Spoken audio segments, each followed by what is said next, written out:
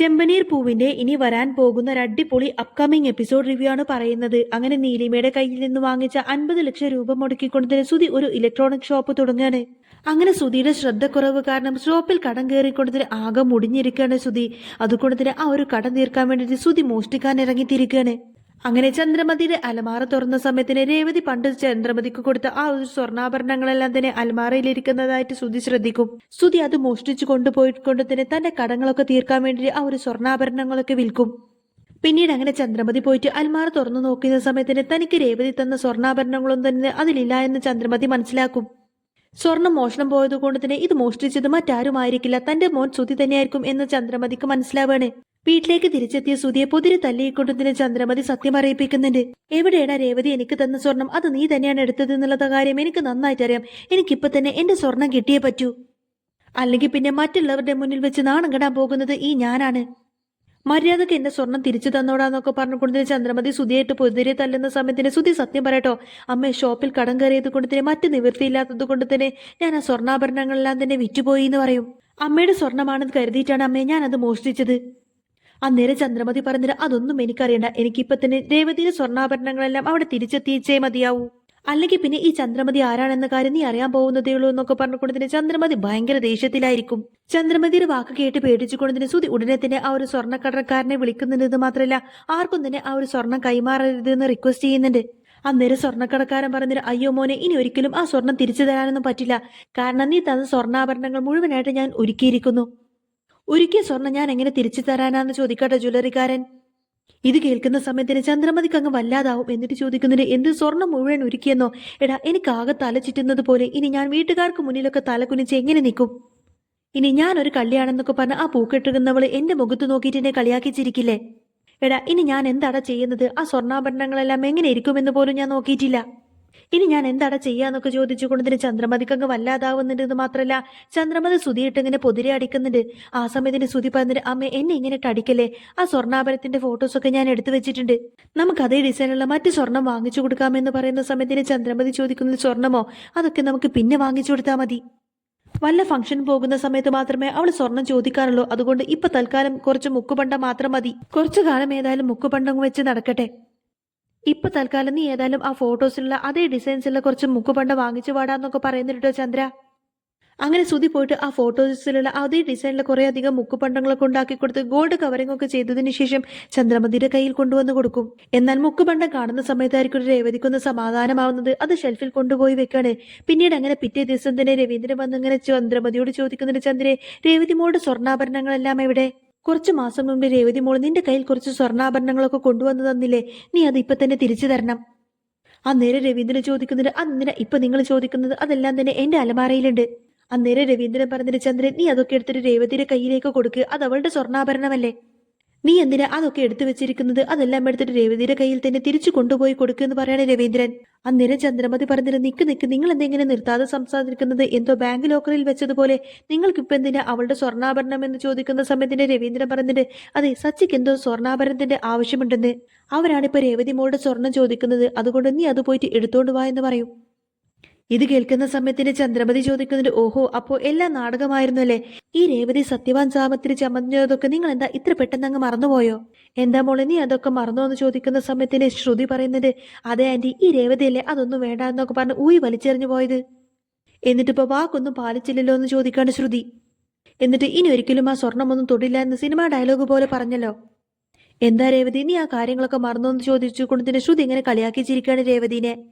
അതൊന്നും ഞാൻ മറന്നിട്ടില്ല ശ്രുതി എന്നിങ്ങനെ രേവതി പറയുന്ന സമയത്തിന് പിന്നെന്തിനാ വീണ്ടും ചോദിക്കുന്നതെന്ന് ചോദിക്കാട്ടെ ശ്രുതി. അന്നേരം സച്ചി പറഞ്ഞിട്ട്, പാർലറമ്മേ, എന്റെ അച്ഛനും അച്ഛമ്മയും രേവതിക്ക് കൊടുത്ത സ്വർണ്ണമാണ് ഞങ്ങൾ തിരികെ ചോദിച്ചത്, അല്ലാതെ നിന്റെ അച്ഛൻ മലേഷ്യയിൽ നിന്ന് കൊണ്ടുവിട്ട സ്വർണ്ണമൊന്നും ഞങ്ങൾ ആരും ഇവിടെ ചോദിച്ചിട്ടില്ല. അയ്യോ, ആ കാര്യം ഞാൻ അങ്ങ് മറന്നുപോയി. മലേഷ്യയിൽ നിന്ന് ഇന്നേ വരെ ഒരു തരി സ്വർണം പോലും ഇങ്ങോട്ടേക്ക് വന്നിട്ടില്ലല്ലോ. സച്ചി ഇങ്ങനെ ശ്രുതിയെ കളിയാക്കി സംസാരിക്കുന്ന സമയത്തിന് ചന്ദ്രക്കങ്ങ് വല്ലാതാവും. ചന്ദ്ര പറഞ്ഞിട്ട്, എടാ, അതൊക്കെ ഇങ്ങോട്ടേക്ക് വരും. ഏതായാലും നിന്റെ ഭാര്യ ഇങ്ങോട്ടേക്ക് കൊണ്ടുവന്നിരിക്കുന്നത് പോലുള്ള സ്വർണ്ണമൊന്നുമല്ല മലേഷ്യയിൽ നിന്ന് ഇങ്ങോട്ടേക്ക് വരിക. ശ്രുതിയുടെ അച്ഛൻ വിചാരിച്ച ഇങ്ങോട്ടേക്ക് ഒരു ലോറി മുഴുവൻ സ്വർണ്ണാഭരണങ്ങളായിട്ടായിരിക്കും ശ്രുതി വരുന്നത്. എടി, നീ അല്ലേ കഴുത്തിലൊരു മഞ്ഞ ചിരണ്ടും കെട്ടിയിട്ട് ഇത് മാത്രം മതി എന്നൊക്കെ പറഞ്ഞിട്ട് സ്വർണ്ണാഭരണമെല്ലാം ഇവിടെ ഊരി വെച്ചത്. എന്നിട്ടിപ്പോ സ്വർണ്ണാഭരണം ചോദിച്ചു വരാൻ നിനക്ക് നാണമില്ലേടി എന്നൊക്കെ ചോദിക്കും. നിന്റെ അച്ഛൻ തന്ന സ്വർണ്ണാഭരണം പോലെ അധികാരത്തോടെയാണല്ലോ നീ സ്വർണ്ണാഭരണം ചോദിച്ചത്. നിന്റെ വാക്കു നീ പൂക്കെട്ടുന്നത് പോലെ തന്നെ വൈകുന്നേരം ആവുമ്പോഴേക്കും വാടി പോവുമല്ലേടി എന്നൊക്കെ ചോദിക്കാട്ടോ ചന്ദ്ര. അന്നേരം രവീന്ദ്രൻ ചോദിക്കുന്നത്, ചന്ദ്ര അവളുടെ സ്വർണ്ണാണ് അവള് ചോദിക്കുന്നത്, അതിനിപ്പോ നിനക്കെന്താ പ്രശ്നം? അപ്പൊ ശ്രുതി ചോദിക്കുന്നത്, അതെങ്ങനെയാണ് അച്ഛാ, ചലഞ്ചൊക്കെ ചെയ്തിട്ട് പെട്ടെന്ന് അങ്ങ് വിടാൻ പാടുണ്ടോ? അപ്പോഴേക്കും സച്ചി ചോദിക്കുന്നുണ്ട്, എടാ ബിസിനസ് മുതലാളി, അങ്ങനെയാണെങ്കിൽ 6 മാസം മുമ്പേ തന്നെ അച്ഛന്റെ പണം മുഴുവൻ കൊടുക്കാമെന്ന് നീ പറഞ്ഞില്ലേ? എന്നിട്ട് അമ്മയുടെ തലയിൽ പോലും നീ സത്യം വെച്ചതല്ലേ പൈസ മുഴുവൻ കൊടുക്കാമെന്ന്, എന്നിട്ട് അതിൽ 1 രൂപ പോലെങ്കിലും നീ തിരിച്ചു കൊടുത്തോടാ. അങ്ങനെയുള്ള നീ ഏതായാലും ഇതിനെ പറ്റിയിട്ടൊന്നും ചോദിക്കാനും പാടില്ല. ഇവരുടെ സംസാരമെല്ലാം കേട്ടുകൊണ്ട് തന്നെ വർഷ ചോദിക്കുന്നുണ്ട്, ആന്റി രേവതിയേട്ടത്തിന്റെ സ്വർണ്ണമല്ലേ അവരെ തിരിച്ചു ചോദിക്കുന്നത്, അതങ്ങ് തിരിച്ചു കൊടുത്താൽ എന്താ പ്രശ്നം? അന്ന് എന്റെ മമ്മി എന്തോ രേവതിയേട്ടത്തോട് പറഞ്ഞുകൊണ്ട് മാത്രമാണ് അതെല്ലാം തന്നെ രേവതിയേട്ടത്തി വെച്ചത്. ആ ഒരു കാര്യത്തിൽ എനിക്കും നല്ല സങ്കടമുണ്ട്. ഇപ്പൊ ഏതായാലും ആ സ്വർണം ഇവര് തന്നെ അങ്ങ് തിരിച്ചു ചോദിക്കല്ലേ, അതുകൊണ്ട് ആ സ്വർണം അങ്ങ് തിരിച്ചു കൊടുത്തേക്ക് ഇങ്ങനെ വർഷ പറയുന്ന സമയത്തിന് ചന്ദ്രമതി പറഞ്ഞിട്ട്, അത് കൊടുക്കുന്നത് കൊണ്ട് എനിക്ക് യാതൊരു കുഴപ്പമില്ല മോളെ. ഇവളുടെ ഗോൾഡ് അല്ലെങ്കിലും എന്റെ അൽമാറയിൽ വെച്ചിട്ട് ഞാൻ എന്ത് ചെയ്യാനാ? സ്വർണമെല്ലാം ഊരി വെച്ചിട്ട് ഇപ്പൊ വീരവാദം പറഞ്ഞു വന്നിരിക്കുന്നു. രേവതി നീ വലിയ ദേഷ്യക്കാരിയാണെന്നാ ഞാൻ വിചാരിച്ചത്. നീ പറഞ്ഞ വാക്കിലും ഒരു വിലയുമില്ലാത്തവളാണെന്ന കാര്യം എനിക്ക് ഇപ്പോഴാണ് മനസ്സിലായത്. അന്നേരം രേവതി പറഞ്ഞിട്ട്, അമ്മ ഇടയ്ക്കിടയ്ക്ക് വാക്ക് മാറ്റുന്നവളൊന്നുമല്ല ഞാൻ. ഇപ്പോഴും ഞാൻ ഉറപ്പിച്ചു പറയുന്നു, ഇദ്ദേഹം എനിക്ക് സ്വർണ്ണാഭരണം വാങ്ങിച്ചു തന്നാൽ മാത്രമേ ഞാൻ എന്റെ ദേഹത്ത് ധരിക്കുള്ളൂ എന്ന് പറയും. എങ്കിൽ പിന്നെ നീ എന്തിനാണ് ഈ സ്വർണ്ണം ചോദിക്കുന്നതെന്ന് ചോദിക്കാട്ടെ ചന്ദ്ര. അന്നേരം രവീന്ദ്രൻ ചോദിക്കുന്നത്, അതൊക്കെ നീ ചോദിക്കുന്നത് നിന്റെ സ്വർണ്ണമൊന്നുമല്ലല്ലോ അത്, അതെന്റെ അമ്മ രേവതിക്ക് ഇട്ടുകൊടുത്ത സ്വർണ്ണാഭരണങ്ങളാണ്. അത് അവൾക്ക് അവകാശപ്പെട്ട സ്വർണ്ണല്ലേ, അതിപ്പോ അവൾ ചോദിച്ചതിൽ എന്താ തെറ്റെന്ന് ചോദിക്കാണ് രവീന്ദ്രൻ. അന്നേരം സച്ചി ചോദിക്കുന്നത്, അല്ല ഇപ്പൊ ഈ വീട്ടിൽ സ്വർണം ഉണ്ടോ ഇല്ലയോ? നമ്മുടെ വീട്ടിൽ തന്നെ കള്ളന്മാരുള്ളതല്ലേ, അതുകൊണ്ട് എങ്ങനെ ഉറപ്പിച്ച് വിശ്വസിച്ച് ഈ വീട്ടിൽ സ്വർണം സൂക്ഷിക്കാൻ പറ്റും? എന്നാൽ ശ്രുതിയെ കുറ്റപ്പെടുത്തിയിട്ടാണ് സച്ചി സംസാരിക്കുന്നത് മനസ്സിലായതോടുകൂടി തന്നെ ശ്രുതിക്ക് അങ്ങ് ദേഷ്യം വരും. ശ്രുതി പറഞ്ഞിട്ട്, ആന്റി നോക്ക്, സച്ചി എന്തിനെ പറ്റിയിട്ടാണ് സംസാരിക്കുന്നത് ആന്റിക്ക് മനസ്സിലായില്ലേ, അതുകൊണ്ട് അവളുടെ സ്വർണം ഇപ്പൊ തന്നെ അവൾക്ക് തിരിച്ചു കൊടുത്തേക്ക് എന്ന് പറയാണ് ശ്രുതി. മറ്റു നിവൃത്തിയില്ലാത്തത് കൊണ്ട് ചന്ദ്രമതി ഏതായാലും മുറിയിലേക്ക് പോയിട്ട് ഗോൾഡ് കവറിങ്ങുള്ള ശ്രുതി കൊടുത്തിരിക്കുന്ന ആ ഒരു ഡ്യൂപ്ലിക്കേറ്റ് ആഭരണങ്ങളുമായിട്ട് അങ്ങോട്ടേക്ക് വരികയാണ്. എന്നിട്ട് സംശയങ്ങളൊന്നും തോന്നാതെ എന്നെ രക്ഷിച്ചേക്കണ ഈശ്വര എന്നൊക്കെ പ്രാർത്ഥനയോടുകൂടി ആയിരിക്കട്ടെ ചന്ദ്ര അങ്ങോട്ടേക്ക് വരുന്നത്. ചന്ദ്രമതി ഏതായാലും ആ ഒരു സ്വർണ്ണാഭരണങ്ങളെല്ലാം നേരെ കൊണ്ടുവന്നിട്ട് രേവതിയുടെ കയ്യിലേക്ക് കൊടുക്കുന്ന സമയത്തിന് രേവതി അതിലേക്ക് തന്നെ ഇങ്ങനെ സൂക്ഷിച്ചു നോക്കണേ. ആ സമയത്തിന് ചന്ദ്ര ദേഷ്യത്തോട് ചോദിക്കുന്നത്, എന്താണ് നീ അതിലേക്ക് തന്നെ ഇങ്ങനെ സൂക്ഷിച്ചു നോക്കുന്നത്? നിന്റെ സ്വർണ്ണൊന്നും ഞാൻ എടുത്തിട്ടില്ല, എല്ലാം അതിൽ തന്നെ ഉണ്ട് എന്നിങ്ങനെ ഉറപ്പിച്ചു പറയാണ് ചന്ദ്ര. അന്നേരം എനിക്കെല്ലാം അറിയാമേ എന്നൊക്കെ പറഞ്ഞ് രേവതി സച്ചിയെ കൂട്ടിക്കൊണ്ടതിന് പുറത്തേക്ക് പോവാണ്. അന്നേരം നിക്ക് അതെടുത്ത് നിങ്ങൾ എങ്ങോട്ടേക്ക് പോവാന്ന് ചോദിക്കുന്ന സമയത്തിന് രവീന്ദ്രൻ പറഞ്ഞിട്ട്, അവരെങ്ങോട്ടെങ്കിലും പോവട്ടെ, അതൊക്കെ നീ എന്തിനാ ചോദിക്കുന്നത് ചന്ദ്രേ? നിങ്ങൾ ഏതായാലും പോയിട്ട് വാ മക്കളെ എന്നൊക്കെ പറഞ്ഞുകൊണ്ടായിരിക്കും രവീന്ദ്രൻ അവരവിടെ നിന്നും പറഞ്ഞു വിടുന്നത്. അന്നേരം ചന്ദ്രമതി പറയുന്നതിന്, പറ്റില്ല, ഇപ്പൊ രേവതി ഇവിടെ നിന്നും എങ്ങോട്ടേക്കും പോവാനൊന്നും പറ്റില്ല. രേവതിക്ക് അടുക്കളയിൽ ഒരുപാട് പണികളുണ്ട്, രേവതിക്ക് അടുക്കളയിൽ ഭക്ഷണമൊക്കെ വെച്ചുണ്ടാക്കാനുണ്ട്, ചോറും കറികളൊക്കെ വെച്ചുണ്ടാക്കാനുണ്ട് എന്നൊക്കെ പറഞ്ഞ് ചന്ദ്രമതി രേവതിയെ പോവാൻ അനുവദിക്കുന്നില്ല. ആ സമയത്തിന് രവീന്ദ്രൻ ചോദിക്കുന്നുണ്ട്, നിന്റെ കയ്യിൽ എന്താ ചന്ദ്രേ കുഴപ്പം? ഭക്ഷണമൊക്കെ നീ തന്നെ ഇന്ന് വെച്ചുണ്ടാക്കിയാൽ മതി എന്ന് പറയും. സച്ചി രേവതി ഏതായാലും നേരെ ഒരു സ്വർണ്ണക്കടയിലേക്കായിരിക്കും പോകുന്നത്. അവിടെ വെച്ചുകൊടുത്തിന് അവർ ഒരു ചെയിനായിരിക്കും നോക്കുന്നത്. 4 പവന്റെ സ്വർണ്ണ ചെയിൻ വാങ്ങാൻ വേണ്ടിയിട്ട് എത്ര രൂപയാവും എന്നൊക്കെ ചോദിക്കുന്നിട്ട് അവര്. അപ്പോ ഇതിന് 2.5 ലക്ഷം രൂപയാവും എന്ന് പറയുന്ന സമയത്തിന് രേവതി പറയുന്നത്, എങ്കിൽ പിന്നെ എന്റെ വളയും ചെയിനും എല്ലാം കൊടുത്താലേ തികയുള്ളൂ സച്ചിയേട്ടാന്ന് പറയാണ് രേവതി. അങ്ങനെ സച്ചി ഏതായാലും രേവതിയുടെ സ്വർണ്ണാഭരണങ്ങളെല്ലാം എടുത്തുകൊണ്ടതിന് ജ്വല്ലറിക്കാരന് കൊടുക്കുന്ന സമയത്തിന് അവരത് ചെക്ക് ചെയ്ത് നോക്കിയിട്ട് അത് മുക്കുപണ്ടമാണെന്ന് മനസ്സിലാക്കും. അതോടുകൂടി തന്നെ അവര് സച്ചിക്ക് നേരെ ഇങ്ങ് പൊട്ടിത്തെറിക്കാണ്. എടോ എഴുന്നേൽക്കടോ, എന്താ ഞങ്ങളെ പറ്റിക്കാമെന്ന് നിങ്ങൾ വിചാരിച്ചോ? 2 പേരോടും കൂടിയാണ് പറയുന്നത്. അതെ, നിങ്ങൾ കൊണ്ടുവന്നത് സ്വർണ്ണാഭരണങ്ങളൊന്നുമല്ല, ഇതെല്ലാം മുക്കുപണ്ടങ്ങളാണ്. ഇത് കേൾക്കുന്ന സമയത്തിന് സച്ചി രേവതിയെ ആകെ ഷോക്കാവട്ടോ. സച്ചി ചോദിക്കുന്നുണ്ട്, രേവതി എന്തൊക്കെയാ ഇവര് പറയുന്നത്? നമ്മൾ കൊണ്ടുവന്നതൊക്കെ മുക്കുപണ്ടമാണെന്നോ? ഇവരെന്താ ശരിക്കും നമ്മളെ കളിയാക്കുവാണോ എന്ന് ചോദിക്കുന്ന സമയത്തിന് കടക്കാര് പറയുന്നത്, ആര് കളിയാക്കി നിങ്ങളെ? ഇതെല്ലാം മുക്കുപണ്ടങ്ങളാണ്. രാവിലെ തന്നെ ഭാര്യയും ഭർത്താവും ചേർന്നുകൊണ്ട് കടക്കാരെ പറ്റിക്കാൻ ഇറങ്ങിയതാണോ എന്നൊക്കെ ചോദിച്ചുകൊണ്ട് അവര് വീണ്ടും ദേഷ്യപ്പെടും. നിങ്ങൾ അവിടെ നിൽക്കുക, ഞങ്ങൾ ഇപ്പൊ തന്നെ പോലീസിനെ വിളിക്കും എന്നിങ്ങനെ കടക്കാര് പറയുന്ന സമയത്തിന് രേവതി പറയുന്നത്, സോറി സർ, ഞങ്ങൾ ഇതെല്ലാം സ്വർണ്ണാഭരണങ്ങളാണെന്ന് വിചാരിച്ചുകൊണ്ടാണ് ഇങ്ങോട്ടേക്ക് വന്നത്, ദയവ് ചെയ്ത് സർ പോലീസിനെ വിളിക്കല്ലേ എന്നിങ്ങനെ രേവതി റിക്വസ്റ്റ് ചെയ്യുന്ന സമയത്തിന് സച്ചിയെ രേവതിയും അവര് വെറുതെ വിടും.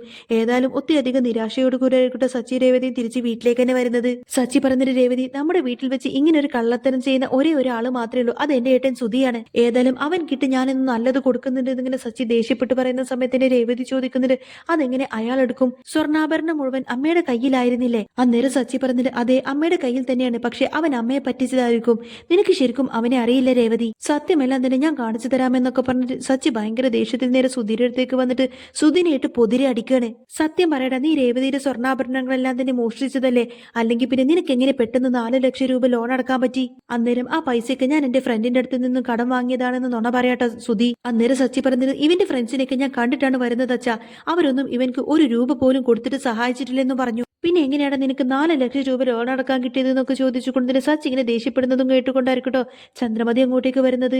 ചന്ദ്രമതി പറയുന്നുണ്ട്, അവൻ എങ്ങ് വിട്ടേക്ക്, അവൻ ഒരു തെറ്റും ചെയ്തിട്ടില്ല. ഈ സച്ചി കുടുംബത്തിൽ വേണമെന്ന് വിചാരിച്ച് ഓരോ പ്രശ്നങ്ങളൊക്കെ ഉണ്ടാക്കിക്കൊണ്ടിരിക്കാണ്ട് രവിയേട്ട, നിങ്ങൾ ഇത് കാണുന്നില്ലേ? രേവതി, നീയല്ലേ ഇങ്ങനെ വേണ്ടാത്ത കാര്യങ്ങളൊക്കെ ഇവനോട് പറഞ്ഞു കൊടുത്തിട്ട് ഇവൻ ഇങ്ങോട്ടേക്ക് കൂട്ടിക്കൊണ്ടുവന്നത് എന്നൊക്കെ ചോദിച്ചുകൊണ്ട് തന്നെ ചന്ദ്ര അങ്ങനെ രേവതിയോട് ദേഷ്യപ്പെടും. അന്നേരം രേവതി ചോദിക്കുന്നത്, അമ്മ ഈ വീട്ടിൽ എന്തെങ്കിലും പ്രശ്നമുണ്ടെങ്കിൽ അതിനൊക്കെ ഞാനാണോ കാരണക്കാരി?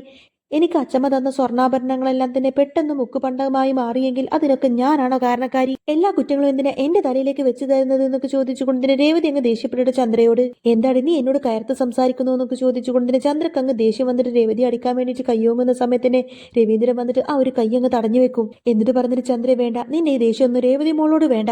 എന്നിട്ട് സുധിയോട് ചോദിക്കുന്നത്, എടാ സുധി, സത്യം പറയടാ, എന്താണ് ശരിക്കും സംഭവിച്ചത്? അപ്പോഴേക്കും ചന്ദ്രമതി സുധിക്ക് ഇങ്ങനെ വക്കാലത്തുമായിട്ട് വരുന്ന സമയത്തിന്, നീ മിണ്ടരുത് ചന്ദ്ര എന്ന് പറയണേ. എന്നിട്ട് പറയട സുധി, എന്താ സംഭവിച്ചതെന്ന് ചോദിക്കുന്ന സമയത്തിന് ശ്രുതി പറഞ്ഞത്, അങ്കിൾ വെറുതെ സുധീനെ എങ്ങനെ കുറ്റപ്പെടുത്തരുത്. അന്നേരം സച്ചി പറഞ്ഞിട്ട്, പാർലർ അമ്മയെ അവന്റെ അച്ഛൻ അവന്റെ അടുത്താണ് സംസാരിക്കുന്നത്, അതിന്റെ അടുക്ക് പാർലർ അമ്മ വന്ന് സംസാരിക്കണ്ടെന്ന് പറയും. അപ്പോഴേക്കും സുധി പറഞ്ഞിട്ട്, അതേടാ, ഞാൻ തന്നെയാണ് സ്വർണം വിറ്റത്, എനിക്ക് മറ്റൊരു മാർഗവും ഇല്ലായിരുന്നു അച്ഛാ. പിന്നെ കടം വാങ്ങിയ പണമൊക്കെ എനിക്ക് തിരിച്ചു കൊടുക്കണ്ടേ? അമ്മയാണ് എന്നോട് പറഞ്ഞത് രേവതിയുടെ സ്വർണ്ണമെല്ലാം തന്നെ അൽമാറയിൽ ഇരിപ്പുണ്ടെന്ന്. അമ്മ പറഞ്ഞതുകൊണ്ട് മാത്രമാണ് ഞാൻ സ്വർണ്ണാഭരണങ്ങളെല്ലാം എടുത്ത് വിറ്റത് എന്നൊക്കെ പറയട്ടെ സുധി. സുധിക്ക് ഏതായാലും ശ്രുതിയുടെ മുന്നിൽ വെച്ച് രക്ഷപ്പെടാൻ വേണ്ടിയിട്ട് ചന്ദ്രമതിയെ കുറ്റക്കാരിയാക്കാണ് സുധി. അന്നേരം രേവതി പറഞ്ഞിട്ട്, അമ്മക്ക് വേണമെങ്കിൽ എന്റെ സ്വർണ്ണാഭരണമെല്ലാം തന്നെ വിറ്റോ, അതൊന്നും എനിക്ക് ഒരു പ്രശ്നമല്ല.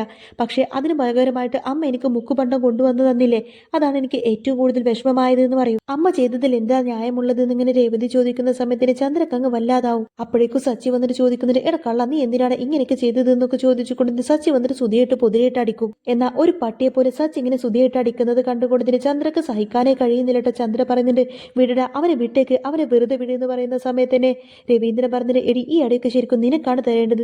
നീ ശരിക്കും ഒരു അമ്മയാണോ? സ്വന്തം മകനെ നീ ഇങ്ങനെ വളർത്തി നാശാക്കിയില്ലേ? നീയും നിന്റെ മകനും ചേർന്നിട്ട് എന്തൊക്കെയാണ് ചെയ്തു വെച്ചേക്കുന്നത്? നീ ഒരു പെരും കള്ളിയാടി എന്നൊക്കെ പറഞ്ഞുകൊണ്ടതിന് രവീന്ദ്രൻ വല്ലാതെ അങ്ങനെ കുറ്റപ്പെടുത്തി സംസാരിക്കാണ് ചന്ദ്രയെ. ഏതായാലും ഈ ഒരു സംഭവത്തോട് കൂടി തന്നെ രവീന്ദ്രന് ഭയങ്കര അങ്ങ് ദേഷ്യം വരികയാണെന്ന് മാത്രമല്ല, ചന്ദ്രയെ അടിക്കാൻ വേണ്ടിയിട്ട് ഇങ്ങനെ കയ്യോങ്ങുന്ന സമയത്തിന് സച്ചി വന്ന് തടയുന്നുണ്ട്. വേണ്ടാച്ച, അമ്മയെ അടിക്കല്ലേ, ഇതെല്ലാം അവന്റെ തെറ്റ് തന്നെയാണ്, വെറുതെ അമ്മയെ കുറ്റക്കാരിയാക്കൊന്നും വേണ്ട. നീ ഏതോ വലിയ വീട്ടിലെ പെണ്ണിനെ കല്യാണം കഴിച്ചു, ഞാൻ വെറും ഒരു പൂക്കാരിയെ കല്യാണം കഴിച്ചു എന്നൊക്കെ പറഞ്ഞ് നീ എന്നെ എപ്പോഴും കളിയാക്കാറില്ലേ? എന്നിട്ട് എന്തിനാണ് എന്റെ ഭാര്യയുടെ സ്വർണ്ണം എടുത്തുകൊണ്ട് പോയിട്ട് നീ വിറ്റത് എന്നൊക്കെ ചോദിച്ചുകൊണ്ട് സച്ചി ഇങ്ങനെ ശ്രുതിയായിട്ട് അടിക്കാണ്. അപ്പോഴേക്കും ശ്രുതി ചോദിക്കുന്നുണ്ട്, സച്ചി നീ എന്തിനാ എന്റെ ഭർത്താവിനായിട്ട് അടിക്കുന്നത് എന്ന് ചോദിക്കുന്ന സമയത്തിന് സച്ചി ചോദിക്കുന്നുണ്ട്, പിന്നെ ഇവൻ ചെയ്ത പ്രവൃത്തിക്ക് ഞാൻ എന്താ ഇവനെ മാറിയിട്ട് പൂജിക്കണോ? അന്നേരം രേവതി ചോദിക്കുന്നുണ്ട്, ശ്രുതി, ഇപ്പോഴും നിന്റെ ഭർത്താവ് ചെയ്തത് തെറ്റാണെന്ന് നിനക്ക് തോന്നുന്നില്ലല്ലോ എന്ന് ചോദിക്കുന്ന സമയത്തിന് ശ്രുതി പറയുന്നുണ്ട്, ഞാൻ ഒരു ദിവസം മുൻപാണ് അറിഞ്ഞത് ശ്രുതി ഇങ്ങനെ ഒരു തെറ്റ് ചെയ്തു എന്ന്. ഇങ്ങനെ ഒരു തെറ്റ് ചെയ്യുന്നതിന് മുൻപേ തന്നെ ഞാൻ അറിഞ്ഞിരുന്നെങ്കിൽ ഉറപ്പായിട്ടും ഞാൻ ഇവനെ വിലക്കിയേനെ എന്ന് പറയും. അന്നേരം രവീന്ദ്രൻ പറഞ്ഞിട്ട്, ഇവനെ പ്രസവിച്ച് ഇവളാണ്, എന്തിനാണ് നീ ഇവനെങ്ങനെ സപ്പോർട്ട് ചെയ്യുന്നത്? ചന്ദ്രെ, നീ ഇനി ഒരിക്കലും എന്നോട് സംസാരിക്കരുത്. ഇനി ഏതായാലും എന്റെ ഭാര്യയായിട്ട് നീ എന്നോട് സംസാരിക്കാൻ വരണ്ട എന്നിങ്ങനെ ചന്ദ്രയോട് പറയുന്ന സമയത്തിന് ചന്ദ്രക്കങ്ങ് വല്ലാതാവും. ആ സമയത്തിന് ശ്രുതി ഇങ്ങനെ ചന്ദ്രയെ സപ്പോർട്ട് ചെയ്തുകൊണ്ട് തന്നെ പറഞ്ഞിട്ട്, അങ്കിൾ എന്താ ആന്റിയോട് ഇങ്ങനെയൊക്കെ സംസാരിക്കുന്നത്? സുധിയുടെ ബിസിനസ് ആകെ തകർന്നുകൊണ്ടതിന് സുധി ആകെ കടം കയറിയത് കൊണ്ട് മാത്രമാണ് സുധി ഇങ്ങനെയൊക്കെ ചെയ്തത്. അന്നേരം രേവതി ചോദിക്കുന്നതിന്, സ്വന്തം പ്രശ്നം തീർക്കാൻ വേണ്ടിയിട്ട് മറ്റുള്ളവരുടെ സ്വർണ്ണാഭരണം മോഷ്ടിച്ചുകൊണ്ട് പോയിട്ട് അത് വിറ്റുകൊണ്ട് കടം തീർക്കുന്നത് ശരിയാണോ ശ്രുതി എന്ന് ചോദിക്കാട്ടോ രേവതി. അപ്പോഴേക്കും ശ്രുതി ചോദിക്കുന്നത്, ഓ നിനക്കിപ്പോൾ സ്വർണ്ണമാണോ പ്രശ്നം? എങ്കിൽ പിന്നെ നിന്റെ സ്വർണ്ണാഭരണങ്ങളെല്ലാം തന്നെ ഞാൻ നിനക്ക് തിരികെ തരാം, പോരേന്ന് ചോദിക്കും. അപ്പോഴേക്കും, ആഹാ നന്നായിട്ടുണ്ട്, സ്വർണം തിരിച്ചു കൊടുത്താൽ പിന്നെ എല്ലാം ശരിയാവോ എന്ന് ചോദിക്കാട്ടോ രേവതി. അപ്പോഴേക്കും ചന്ദ്ര ചോദിക്കുന്നത്, എടി നീ കൊണ്ടുവന്ന സ്വർണം പോലെയാണല്ലോ നീ ഇങ്ങനെ ഉറഞ്ഞു തോന്നുന്നത്, ഇദ്ദേഹം കൊടുത്ത കാശിന് വാങ്ങിച്ച സ്വർണ്ണല്ലേ അത് പോയിട്ടുണ്ടെങ്കിൽ തന്നെ നിനക്ക് എന്താ പ്രശ്നം എന്നൊക്കെ ചോദിച്ചുകൊണ്ടതിന് ചന്ദ്രമത് ഇങ്ങനെ രേവതിയോട് തട്ടിക്കയറുകയാണ്. അപ്പോഴേക്കും ചന്ദ്രയോട് അങ്ങ് ദേഷ്യപ്പെട്ട രവീന്ദ്രൻ, എടി വായടക്കടി, ഇനി സംസാരിച്ചു പോവരുത്, നീയൊക്കെ ശരിക്കും ഒരു അമ്മ തന്നെയാണോ? ശ്രുതിക്ക് ഇങ്ങനെയുള്ള ചതിയൊക്കെ പറഞ്ഞു കൊടുത്തത് നീയല്ലേ അവനെ അങ്ങനെയൊക്കെ വളർത്തി വെച്ചിരിക്കുന്നത്?